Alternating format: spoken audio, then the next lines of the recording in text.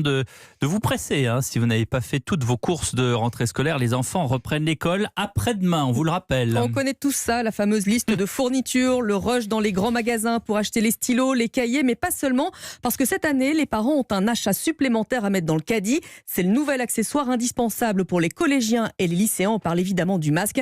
Écoutez ce reportage de Caroline Baudry. On ne sait pas très bien s'ils vont reconfiner ou pas à nouveau, et donc on se demande s'il n'y aura pas un besoin d'avoir un ordinateur pour travailler de la maison. Parmi la foule, Cyprien sort du centre commercial, ordinateur flambant neuf sous le bras. Il a pris les devants pour sa fille qui entre en 6e mardi.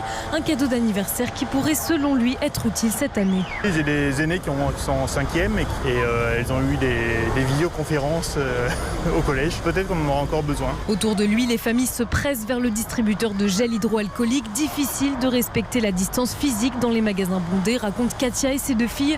Pour elle, direction la pharmacie pour les derniers achats de la rentrée. Voilà, des masques à acheter du coup. Ça va faire partie du lot, puisque il en faut quand même beaucoup. Il y a un budget Covid. Ils en demandent 2 par jour.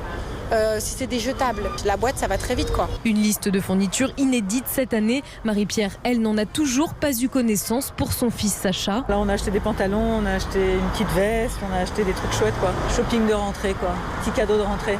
Elle tient à ce rituel pour cette rentrée en 5e particulière, après 6 mois sans avoir mis les pieds au collège. Un masque obligatoire dès 11 ans, donc toute la journée. Des médecins souhaiteraient d'ailleurs qu'il le soit dès le CP. Mais ce matin, Jean-Michel Blanquer se veut rassurant dans le JDD. Nous sommes préparés à tout, dit le ministre de l'Éducation nationale.